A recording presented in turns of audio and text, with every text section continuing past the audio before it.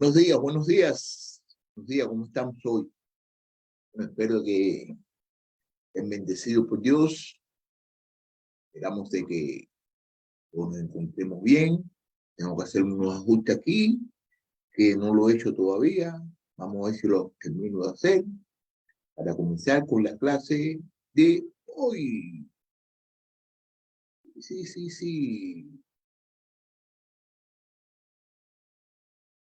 Y ya vamos a empezar ya. Sí. Entonces lo vamos para aquí. Aquí. Para acá. Ok.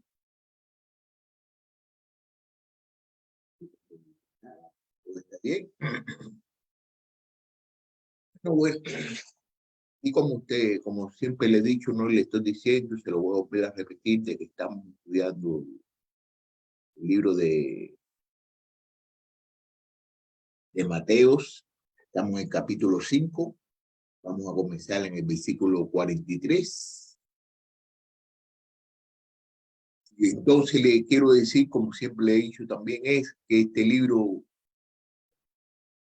este capítulo que estamos estudiando, que es de 5 al 7, es el Sermón del Monte. Y como ustedes saben, ¿no? De que el Sermón del Monte tiene buenas enseñanzas y verdaderamente yo he aprendido bastante sobre esto que estoy leyendo, que estoy estudiando, y espero de que todos ustedes estén aprendiendo y quisiera que aprendieran también. Todo lo que nuestro hermano, Salvador, Padre, todo lo que podemos llamar, lo está enseñando, que es Jesucristo. Vamos aquí al capítulo Mateo, capítulo 5, versículo 43 y hasta el 48. Dice, ustedes han oído que dijo, amarás a tu prójimo y odiarás a tus enemigos. Pero yo les digo, amen a sus enemigos, oren por los que los persiguen, para que ustedes sean hijos de su Padre que está en los cielos. Porque el hacer salir su sol sobre malos y buenos, y llover sobre justos e injustos. Porque si ustedes aman a los que los aman, ¿qué recompensa tienen? ¿No harán también lo mismo los recaudadores de impuestos? Y si saludan solamente a sus hermanos, que hacen más que otros, ¿no hacen también lo mismo los gentiles? Por tanto, sean ustedes perfectos como su Padre Celestial es perfecto. Aquí mira cómo terminó. Aquí fíjate cómo terminó. Por tanto, sean ustedes perfectos como su Padre Celestial es perfecto. Vamos a ver lo que quiere significar aquí con la palabra perfecto. ¿Ok?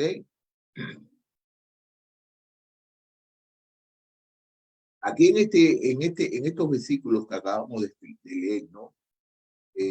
Hay una base fundamental que está hablando de que tenemos que amar a nuestro prójimo, a nosotros mismos. En la última de sus antítesis, Jesús llega a lo que es a todas luces el clímax y la combinación de la enseñanza ética, que es el amor al prójimo, incluyendo incluso cuando este sea nuestro enemigo. El amor es el principio básico que subyace en todas las antítesis anteriores.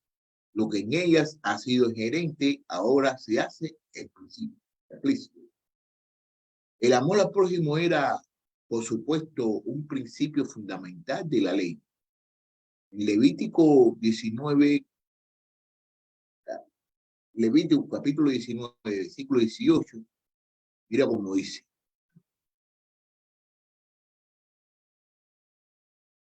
No te vengas ni guardarás rencor a los hijos de tu pueblo, sino que amarás a tu prójimo como a ti mismo. Yo soy el Señor. Entonces, si no se recuerda lo que vimos en el capítulo anterior, la enseñanza explícitamente, no vengarás ni guardarás rencor a los hijos de tu pueblo. Aquí vemos una cosa parecida, ¿no? Pero no solo eso, tan los escribas, fariseos como Cristo y los apóstoles estaban de acuerdo en que el amor constituye la esencia de la ley. Por la aprobación de los fariseos,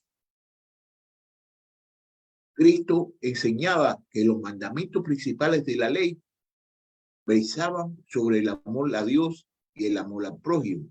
Eso lo podemos ver en este mismo capítulo 22, versículo 23, versículo 34 al 40.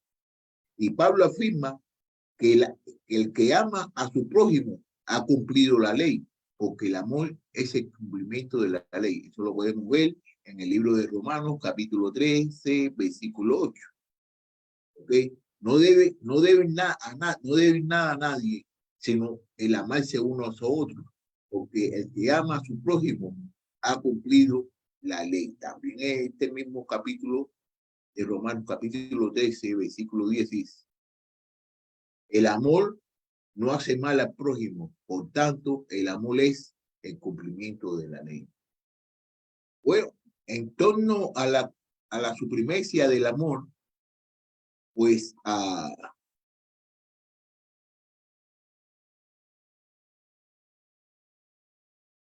en torno a la supremacia del amor, pues había acuerdo entre Jesús y los fariseos, en los que despreciaban, discrepaban, eran una respuesta a la pregunta: ¿a quiénes debemos amar?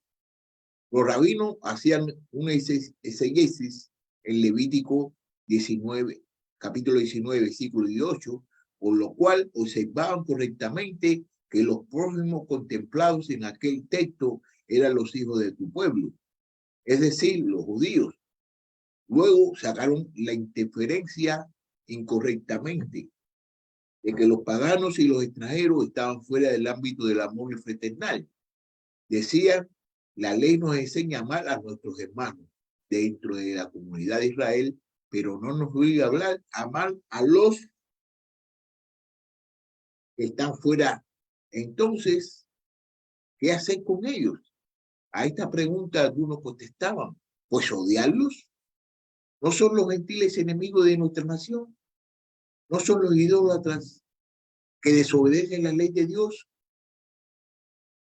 ¿No enseñan las escrituras que el creyente verdadero debe odiar a todo que se levanta contra el Señor? ¿Qué dice David? Vamos a ver lo que dice David. David en este salmo, Salmo 119, 139, versículo 21 al 22. Y dice: no odio a los que te aborrecen, Señor. No odio a los que te aborrecen, Señor. Y no me repugnan los que se levantan contra ti. Los aborrezco con el más profundo odio. Se han convertido mis enemigos. También en el mismo libro de Salmos, capítulo 119, versículo 113, dice así: aborrezco a los hipócritas, pero amo a tu ley. Ok, también este mismo capítulo, Salmo 119, versículo 163, dice: aborrezco y desprecio la mentira, pero amo tu ley. Bueno, así pues sacaron la conclusión de que deberían amar a sus hermanos y aborrecer a sus enemigos. O sea, la conclusión que ellos sacaron de que deberían aborrecer a sus hermanos, deberían aborrecer a sus enemigos y amar a sus hermanos, era por esos versículos que estaban escritos en los libros, en los capítulos, en los libros que ya acabo de mencionar, que especialmente es en el libro de Salmos. La palabra citada por Jesús: amarás a tu prójimo y odiarás amarás a tu prójimo y odiarás a tu enemigo, corresponden sin duda a una formulación popular de esta conclusión. Tiene dos implicaciones nefastas. La primera es que todos los gentiles deben ser percibidos como enemigos. Y dos, que la actitud correcta que debían mostrar hacia los enemigos era el odio. ¿No? Sin embargo, el hecho de que el prójimo del Levítico 19 se refiere primeramente a judíos, no quería decir que los gentiles deberían ser tratados como enemigos. Y en todo caso, la escritura nunca mandaba odiar a enemigos. Al contrario, los judíos tenían que saber que no era así, porque la propia ley exige amor al extranjero. El Señor, vuestro Dios, no hace aceptación de personas, sino que muestra su amor al extranjero dándole pan y vestido. Mostrad pues amor al extranjero porque nosotros fuisteis extranjeros en la tierra de Egipto. Eso está en el libro de Deuteronomio, capítulo 10, de 17 al 19. Y por si la ley no fuera suficiente clara, tiene también el testimonio del ejemplo de Dios mismo, que mostraba amor y generosidad a los gentiles, enviándoles las bendiciones de su providencia. Pero con la adición de la frase, odiarás a tu enemigo, el énfasis del texto original quedaba tergiversado. Levítico 19, capítulo 19, versículo 18 dice, no te vengarás, fíjate cómo dice, no te vengarás ni guardarás rencor a los hijos de tu pueblo, sino que amarás a tu prójimo como a ti mismo. Yo soy el Señor.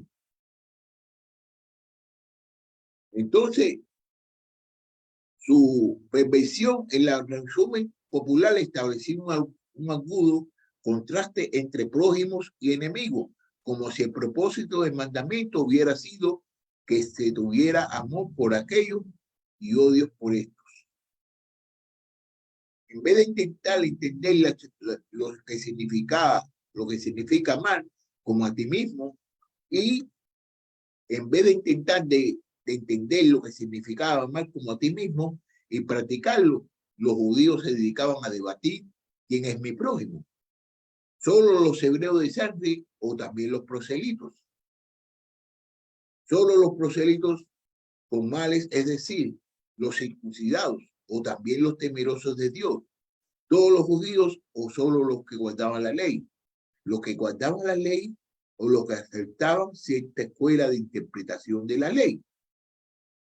La triste realidad era que el mandamiento que debía haber fomentado el amor terminaba promoviendo actitudes de separación y segregación a causa de sus malas interpretaciones.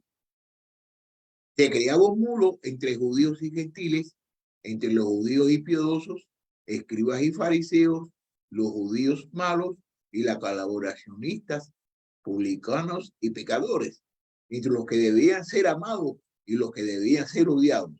Aparentemente, la ley acababa fomentando el odio.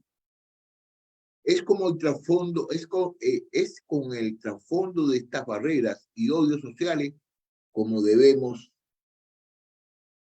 contemplar el carácter radical de la nueva enseñanza de Jesús. Una vez que entendamos cómo sus contemporáneos interpretan esta ley, comprenderemos que la palabra de Cristo, pero yo os digo, amad a vuestros enemigos, tienen que haber dejado odonitos a sus oyentes, hasta que había contenido que la obligación de amar solo se extendía a un círculo más o menos reducido de personas. Cristo le dice, si pensáis que discípulos míos, olvidar los círculos y las discriminaciones, tenéis que amar a todo el mundo. No podéis poner límites a vuestro amor. Nadie debe quedar excluido.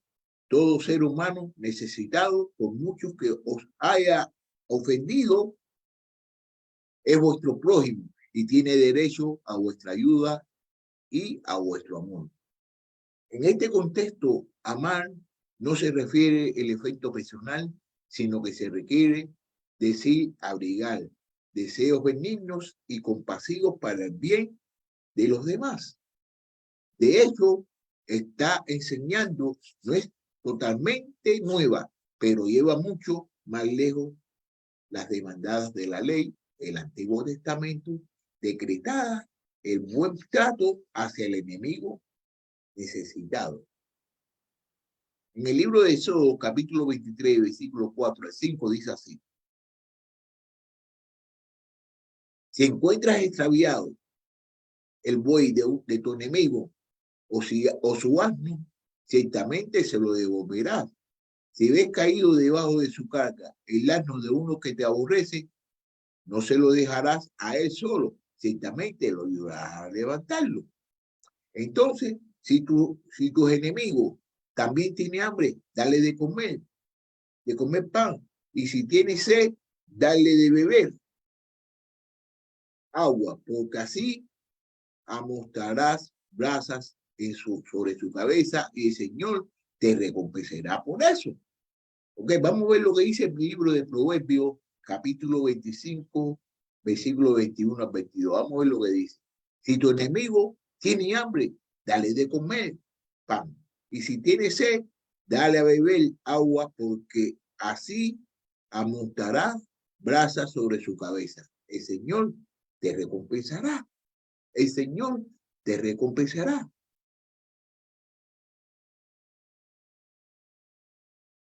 Pero lo que eran ejemplos aislados de ayuda al enemigo, Cristo lo eleva al rango de un principio universal. Además, ya no es de cuestión de prestar ayuda, sino de amar, lo cual incluye la ayuda práctica, pero también supone cierta actitud de corazón. La disposición a sentir compasión y desear buscar el bien del enemigo. El mandamiento de amar a los enemigos tiene ramificaciones tan extensas y tan amplio en sí, tan bien inmenso, tan radical, que resulta difícil comentarlo.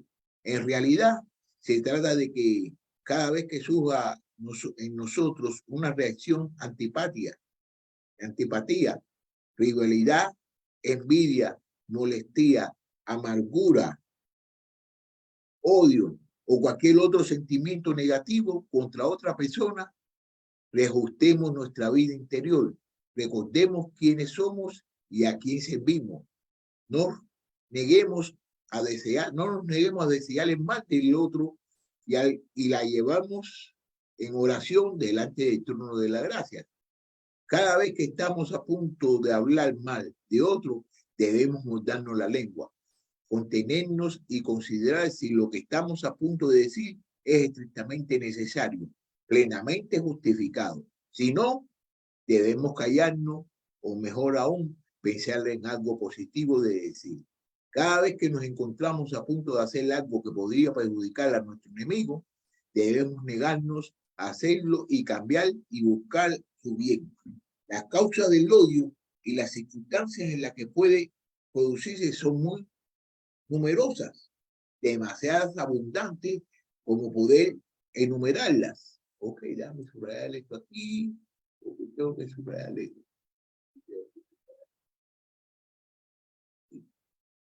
Entonces vamos a seguir. Sentimientos. Ok, lo reconocemos, lo identificamos como lo que son. Los confesamos ante el Señor y por su gracia las rectifiquemos ante que den frutos y venenosos de calumnias y malas acciones. Pero aunque el tema es inmenso, Cristo añade algunas frases para que no nos quepa duda alguna en cuanto a lo que Él quiere decirnos. De hecho, algunos de los mejores manuscritos antiguos omiten la palabra bendecir, a lo que es, os maldicen, hacer bien a los que os odian o ultrajan y rezan y oran solamente, amad a vuestros enemigos y orad por los que persiguen. La mayoría de los exegetas actuales opinan que la versión breve es seguramente salió de la pluma de Mateo. Con todo, comentaremos brevemente todas las frases, ya que en todo caso son palabras del Señor registradas. Okay. En Lucas capítulo 6, versículo 27 a 28 dice así. Pero a ustedes, los que hoy les digo, amen a sus enemigos y hagan bien los que los aborrecen. Bendigan a los que los maldicen y oren por los que los insultan. ¿Ok? Bendecir. Bendecir a los que nos maldicen. Bendecir a los que nos maldicen. Nuestra reacción natural es la de devolverle el mal por el mal. Si el otro nos insulta, deseamos contestarle con palabras aún más hirientes. Si nos maldice, sentimos ganas de atraer sobre su cabeza maldiciones aún más terríficas. Lejos de bajar el tono, nuestra tendencia es la de suburbio y contracorriente, y saber controlar nuestra pasión y devolver bien por el mal. Solo es posible como consecuencia de una gran obra de gracia en el corazón. Pero esta obra, efectivamente, ya han comenzado en los que han sido enseñados por Cristo y tiene su espíritu. No digamos pues que Cristo nos exige demasiado, solo pide lo que Él mismo nos capacita para cumplir.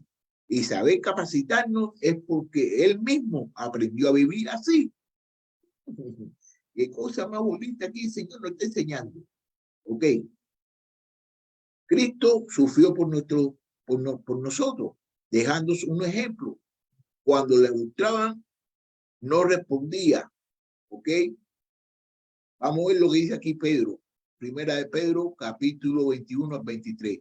Porque para propósito ha sido llamado, pues también Cristo sufrió por ustedes, dejándole ejemplo para que sigan sus pasos, el cual no cometió pecado ni engañó a alguno, se halló en su boca, y quien cuando lo ultrajaban, no respondía ultrajando, cuando padecía no amenazaba, sino que se comendaba a aquel que juzgaba con justicia.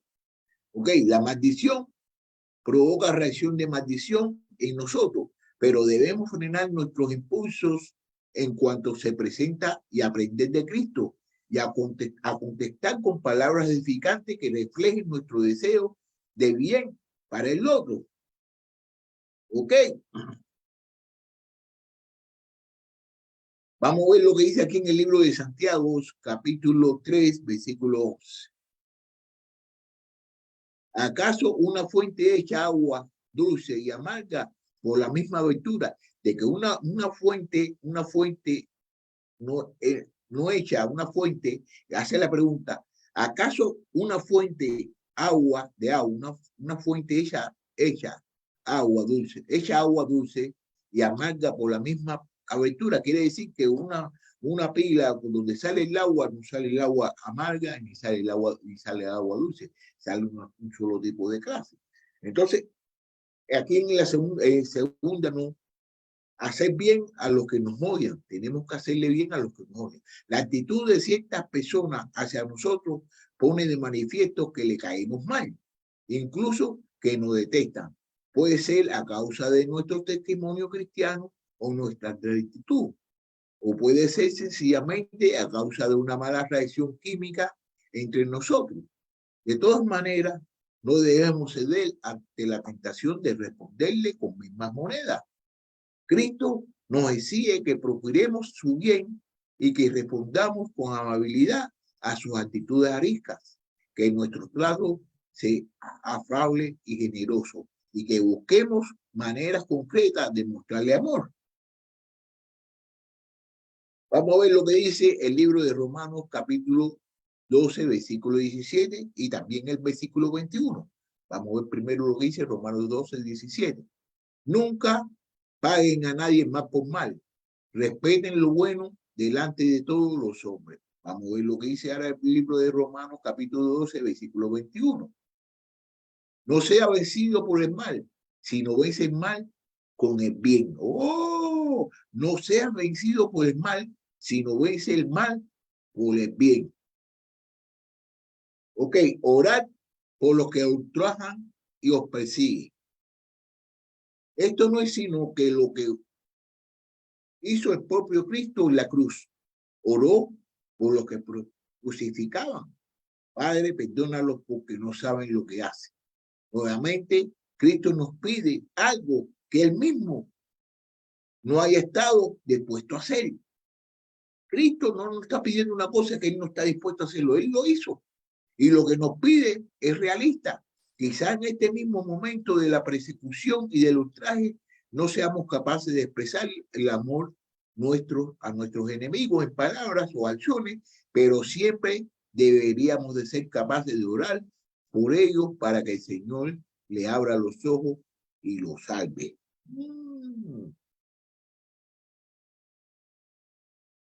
Hemos asumido nosotros este mandato del Señor. No nos referimos en excusas, pero sí, fulano me ha hecho daño y me lo está haciendo aún. Yo le amaré, pero primero él debe arrepentirse y pedirle perdón por lo que me ha hecho. No, no es mi amigo, no es mi enemigo, sino el enemigo de Dios y del Evangelio. Y no puedo amarle sin ser desleal a mis hermanos. Hay alguien de quien no está dispuesto a decir bien, sino que aprovechas cualquier ocasión para hablarle mal de él. Hay alguien cuyo bien no está dispuesto a buscar, sino que te alegras si las cosas le salieran mal. Hay alguien a quien podrías ayudar, pero que te niega a hacerlo porque no te gusta. Hay alguien a favor del cual no estás dispuesto a orar. Confiesa tu pecado ante el Señor y rectifica. Bueno, ahora vamos para el versículo 45. Vamos para el versículo 45. Que dice así: para que ustedes sean hijos de su Padre que está en los cielos, porque Él hace salir su sol sobre malos y buenos, y llover sobre justos e injustos. Ya hemos vaticinado algunas razones por la que Jesús dice que debemos amar a nuestros enemigos.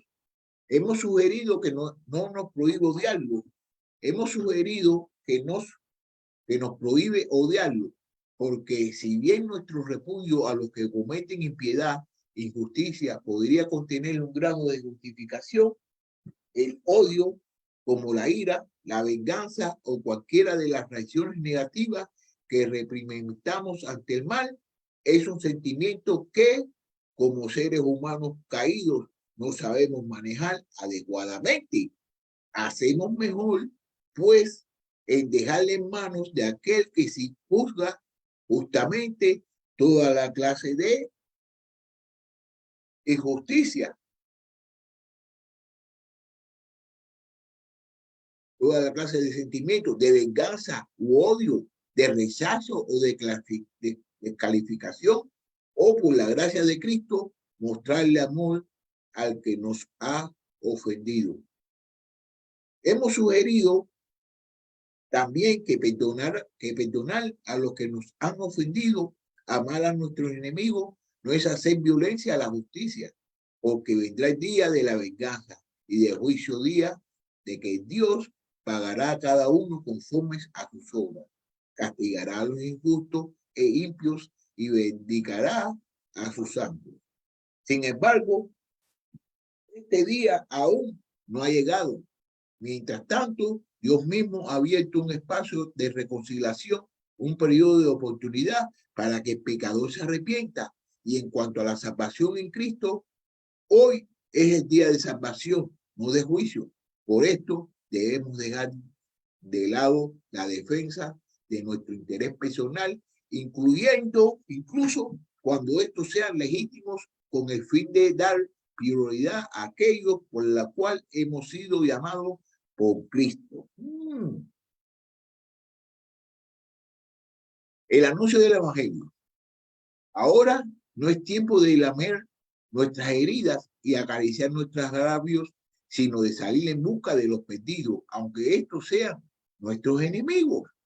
Sin embargo, estas razones no aparecen explícitas en el texto, más bien proceden de otros lugares de la Escritura.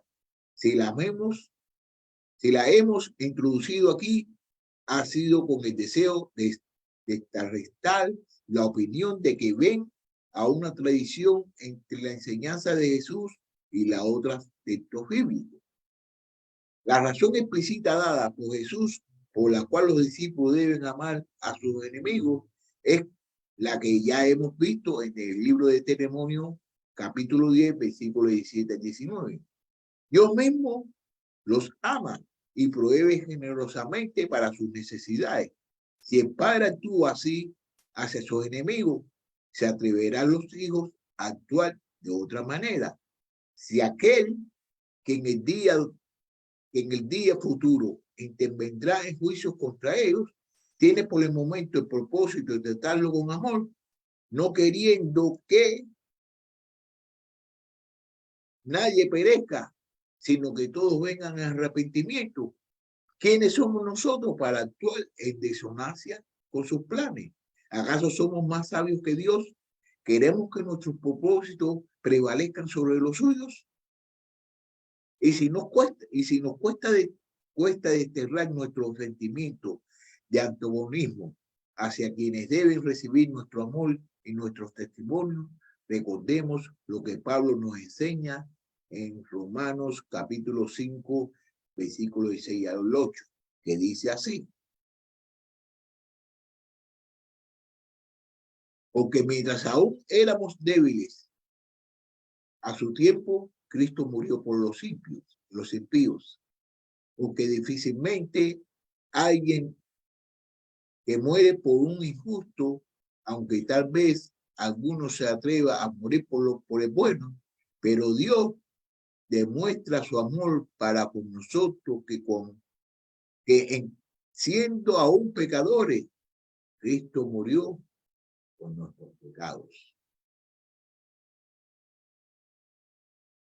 Nosotros éramos enemigos de suyo, éramos enemigos de Dios. Cristo nos amó hasta poner su vida por nosotros. Al decir, para que seáis hijos de vuestro Padre, Cristo no quiere decir que la imitación de Dios sea la manera por la que llegamos a ser hijos suyos. ¿Ok? No quiere decir que la imitación de Dios sea la manera por la que llegamos a ser hijos suyos. Eso sería poner el carro delante del caballo. El hijo imita a su padre porque ya es su hijo, no para poder llegar a ser su hijo. Entonces está diciendo que no podemos imitar a Dios para ser su hijo, que nosotros tenemos que ser hijos para imitar a Dios. Mira lo que dice en el libro de Efesios, capítulo 5, versículo 1 al 2. Mira lo que dice: sean pues imitadores de Dios como hijos amados y anden en amor, así como también Cristo le amó y se dio a sí mismo por nosotros ofrenda y sacrificios a Dios como fragante aroma. Nosotros llegamos a ser hijos de Dios por la pura gracia de su voluntad. Pero una vez hechos hijos, esto se manifestará en lo que imitaremos. Lo que vemos en el Padre es que hacéis salir lo que vemos en el Padre es que hacéis salir su sol sobre malos y buenos, llover sobre justos e injustos.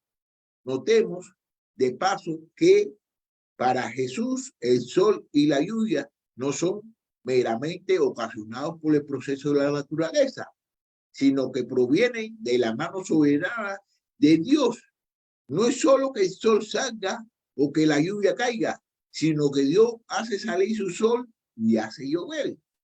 El sol y la lluvia son suyos y obedecen su voz. Por supuesto, los piadosos verán en el sol y la lluvia evidencia de buena providencia de Dios y le darán gracias. Los impíos solo verán la fuerza de la naturaleza y serán ingratos. Pero no por eso Dios deja de amar a estos, sino que sigue cuidándolos. Su amor es imparcial. No suele ocurrir que el sol brille solo sobre la parcela del creyente y imparcial. La parcela del creyente y no sobre la del vecino incrédulo. Esto no está en conflicto con la idea de una providencia especial de Dios en el caso de sus hijos. Lo que Jesús establece aquí es tanto los buenos como los malos por parte la misma climatología y la misma abundancia natural. Pero más allá de esta providencia normal, el discípulo tendrá que aprender que el mismo Dios que provee para todos vela especialmente por él, el día y la noche, las naciones del año, los ciclos climáticos y todos los patrones naturales son las provisiones de Dios para todos. Pero en tiempo de sequía, el Padre preparará sus cuervos para alimentar a sus hijos y sus calabaceras para protegerlos de calor. En tiempo de tempestad, proveerán un arca, una gran pez o un gran pez. El verdadero hijo refleja algo de personalidad de su padre. Existe un estrecho parecido entre ellos. Esto es especialmente así en la generación espiritual, porque todo hijo de Dios recibe el Espíritu de Dios. Sí, pues alguien se llama hijo de Dios, no actúa como su padre. Dios no actúa como su Padre celestial, no pone en tela de juicio la autenticidad de la filiación. El discípulo debe seguir el ejemplo de su maestro. El que ha sido sellado por el Espíritu Santo debe andar en el Espíritu. El que ha nacido de lo alto debe evidenciar en su vida al carácter de su Padre. Ok. Vamos para el 46 y el 47, que son los ejemplos de los publicanos y los gentiles. Okay. Vamos al 46 y 47. Porque si ustedes aman a los que lo aman, ¿qué recompensa tienen? ¿No hacen también lo mismo los recaudadores de impuestos? Y si saludan solamente sus hermanos, que hacen más que otros, ¿no hacen también lo mismo los gentiles? Así pues, de manera de vivir y relacionarse con los demás, el discípulo debe estar a la altura de su Padre Celestial. Pero si se limita a cumplir la interpretación rabínica, se encontrará siguiendo no ya el ejemplo de Dios, sino el ejemplo de los publicanos y gentiles. Con estas geniales palabras concluyentes, llenas de ironía, Jesús desmascara la superficialidad de la moralidad de los escribas y los fariseos. Ellos hacen alarde de una piedad y justicia infinitamente superiores a la de los gentiles, pero a fin de cuentas, quien ama a los de su propio círculo y odia a sus enemigos. Solo sigue la inclinación de sus propios intereses creados y en eso no se distingue en nada de pagano más perdido. Aún al ser caído, egocéntrico es capaz de amar cuando le interesa. Todo el mundo hace ciertos favores a otros con la esperanza de que le devuelvan el favor en otro momento. Los ladrones y delincuentes establecen acuerdos y aunque desconfían los unos de los otros, los respetan y cuentan con los demás para ciertos trabajos de interés mutuo. Jesús contempla los dos grupos sociales más despreciados por los judíos religiosos, los gentiles ignorantes de la ley y alejados de Dios, y los publicanos, dispuestos a traicionar y a extorsionar a su propio pueblo, sirviendo como recaudadores de impuestos para los romanos, opresores, e invita a sus oyentes a considerar que ellos, de hecho, se aman entre sí y se saludan afectuosamente cuando se encuentran por la calle. La escoria de la sociedad es capaz de cumplir con la ley de amor y el prójimo si está solo. Esto solo quiere decir amar a los que os aman. En consecuencia, no se supone que el Levítico 19, capítulo 19, versículo 18, tiene que significar algo más que esto. Por supuesto que sí. Antes de dejar esta sección, notemos las dos preguntas que Jesús plantea en los dos últimos versículos. ¿Qué recompensa tenéis? ¿Qué hacéis más que otros? Posiblemente la mención recompensa en este contexto se debe a que el texto de Proverbios 25, capítulo 25, versículo 21 al 22, que dice así, ok, si tu enemigo tiene hambre, dale de comer pan, y si tiene sed, dale de beber agua, porque así amontará brasas sobre su cabeza, y el Señor te recompensará.